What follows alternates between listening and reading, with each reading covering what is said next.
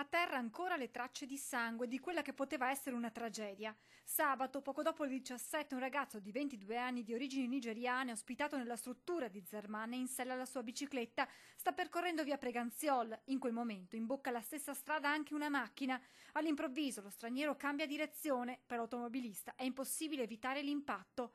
Il nordafricano cade a terra con una ferita alla testa. Sul posto arriva un'ambulanza che trasporta il 22enne all'ospedale dove, dopo essere stato medicato, viene dimesso. L'avevo previsto ancora l'anno scorso, alcuni mesi fa, avevo avvisato le autorità comunali, vigili urbani, carabinieri, doveva succedere. Il rischio che possano ripetersi episodi simili è molto alto, spiega Cillotto. Queste persone vanno via in bicicletta, che non sono biciclette adeguate per circolare nella strada, sono senza fanali, senza freni e così via.